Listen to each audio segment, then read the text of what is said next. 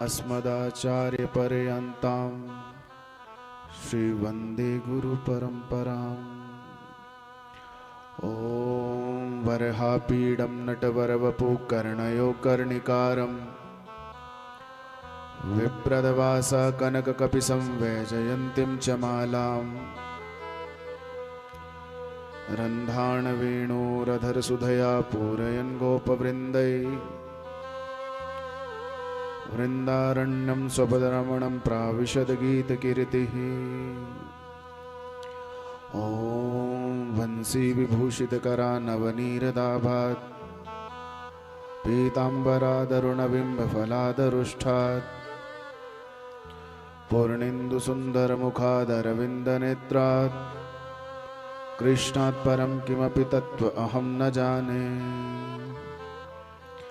ॐ भक्त भक्ति भगवंत गुरु चतुर्नामोपुए इनके पद वंदन किए नासत विघ्न आने। अखिल कोटि ब्रह्मांड नायक जगत नियंता जगता धारानंद कंद सच्चिदानंद करण कारण वाले भगवान श्री राम रघुनंदन मारुति नंदन के चरणों में बारंबार कोटिशा वंदन करते हुए नरनारायण भगवान के रूप में विराजमान भद्र विशाल भगवान के चरणों में प्रणाम करते हुए मेरे आराध्य मेरे पूज्य गुरुदेव जिन्होंने मेरे मार्गदर्शक हैं ऐसे मेरे पूज्य गुरुदेव साकेतवासी जगत गुरु रामानंदाचार्य स्वामी हंसदेवाचार्य जी महाराज जी के चरणों में बारंबार कोटिशा वंदन करते हुए व्यासपीठ को मैं पुनः प्रणाम करता हूं। और आज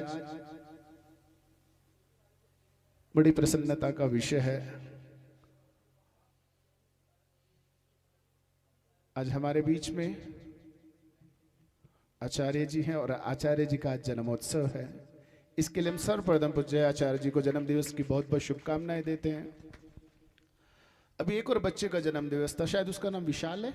विशाल तो पूज्य महाराज श्री कह रहे थे मैं बद्री वो विशाल।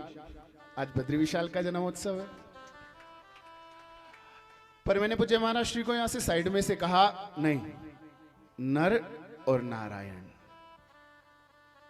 पूज्य महाराज श्री ये मैंने ऐसे ही नहीं कहा, वो नर है आप नारायण है। क्योंकि गोस्वामी तुलसीदास जी ने रामचरितमानस जब लिखी तो सभी देवताओं की प्रार्थना की, वर्णानाम अर्थ संघानाम रसानाम छंदसामपि मंगलानाम च करतारो वंदे वाणी विनायको। मां सरस्वती और गणेश जी की वंदना की। उसके पश्चात भवानी शंकरो वंदे श्रद्धा विश्वास रूपिणो याभ्याम विना न पश्यन्ति सिद्धा स्वंतस्तमीश्वरो। भवानी और शंकर की वंदना की, हनुमान जी की वंदना की, वाल्मीकि जी की वंदना की, सबकी वंदना की। जब वंदना की बात आई, अभी सभी देवताओं की तो वंदना हो गई, लेकिन इस धरती के जो देवता है बंदव प्रथम महिषूर चरणा। आप ब्राह्मण इस धरती के देवता और नारायण है। मैंने इस रूप में कहा था वो नर है और आप नारायण है। पहला कारण ये था। और दूसरा कारण वो नर और आपके नारायण का, क्योंकि जो सामने आपके जो पोथी पड़ी है ना। अच्छा, जय किसकी होती है? बोले हनुमान जी महाराज की, बोले बद्री विशाल भगवान की। जय किनकी होती है? देवताओं की, जो भगवान है। तो हम बोलते हैं भागवत भगवान की।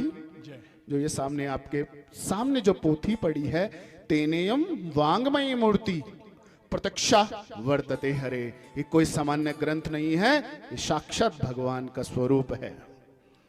और उस पीठ पर, ये सामान्य पीठ नहीं है, जैसे कोई सामान्य पुस्तक नहीं है। ये जो पीठ है ये सामान्य नहीं है। शुक्रुक प्रबोधज्ञ सर्वशास्त्र विशारदः, ये सुखदेव की पीठ है। इस रूप में भी आप नारायण हैं।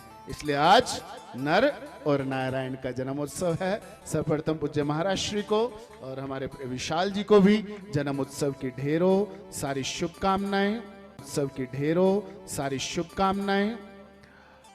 भगवान बद्री विशाल से प्रार्थना करेंगे आप हमेशा खुश रहें, समृद्ध रहें।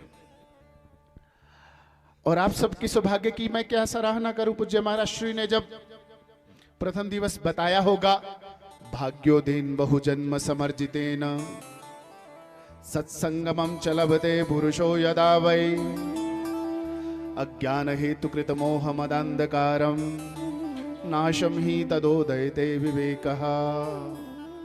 भाग्योदेन बहुजन्म समर्जितेन, एक जन्म के भाग्य से नहीं, बहुत जन्मों का जब भाग्य जागृत होता है तो हमें भागवत कथा श्रवण का सौभाग्य मिलता है। वो कहीं भी हो सकती है भागवत, वो आप अपने राजस्थान में भी सुन सकते हैं, लेकिन भगवान बद्री विशाल के चरणों में, जो सनातन धर्म के प्रमुख 4 पीठ है, उत्तर दिशा का जो पीठ है बद्री विशाल, भगवान के चरणों में बैठकर ऐसे श्रेष्ठ ब्राह्मण जो यम नियमासन प्राणायाम धारणा ध्यान समाधि का प्रयास करते हैं, ऐसे श्रेष्ठ ब्राह्मणों के द्वारा कथा सुनने का सौभाग्य सबको प्राप्त नहीं होता है। आज भी भारतवर्ष में, पूरी दुनिया में ऐसे लोग होंगे जिन्होंने कभी बद्रीनाथ भगवान के दर्शन तक नहीं किए होंगे, और आपका सौभाग्य है आप यहां दर्शन के साथ श्रीमद् भागवत कथा श्रवण कर रहे हैं। मैं आपके भाग्य की सराहना करता हूं, लेकिन धुंधकारी को मुक्ति क्यों नहीं मिली थी? श्रवण, मनन और निधिध्यासन। जब तक निधिध्यासन नहीं करेंगे, मनन नहीं करेंगे, श्रवण तो कर लेते हैं सभी, लेकिन जब श्रवण करे तो हमारा मन सिर्फ कथा में होना चाहिए। श्रवण के बाद उस पर चिंतन करना है। आज आचार्य जी ने क्या कहा था, तो उसका रात्रि में जब सोते हो, सोने से पहले पूर्व चिंतन करो और उससे अगले दिन से प्रारंभ, उसको निधिध्यासन अपने जीवन में प्रारंभ कर दो, आपका जीवन परिवर्तित हो जाएगा।